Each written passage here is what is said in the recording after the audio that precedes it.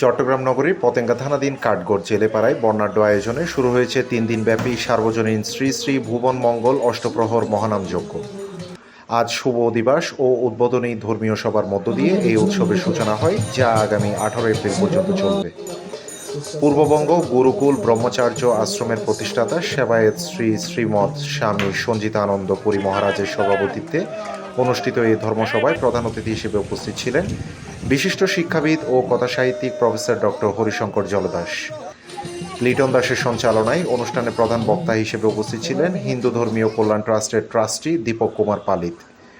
অনুষ্ঠানে বিশেষ অতিথি হিসেবে উপস্থিত ছিলেন চট্টগ্রাম মহানগর বিএনপির সিনিয়র যুগ্ম আহ্বায়ক মোহাম্মদ মিয়া ভোলা, বাংলাদেশ হিন্দু মহাজোট চট্টগ্রাম বিভাগের সভাপতি সুজিত সরকার, অনুপ সেন, পূর্ণিমা রাধে এবং দীপ্তি রানী দাস সহ স্থানীয় হিন্দু সম্প্রদায়ের নেতৃবৃন্দ।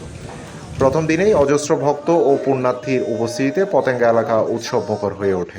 এরকম একটা মাধ্যম যদি তৈরি না করতো, আমরা সেখানে নিজেকে উপস্থাপন করতে পারতাম না। আয়োজক কমিটিদেরকে অসংখ্য অসংখ্য ধন্যবাদ এত সুন্দর একটি পরিবেশ সৃষ্টি করে দেওয়ার জন্য। আমরা একীভূত হয়ে সবাই সৌহার্দ্যপূর্ণ মনোভাব নিয়ে আমরা অগ্রসর হয়ে একাকিত্ব পোষণ করে আমরা এই মহানাম যজ্ঞের আয়োজন করতে পেরেছি।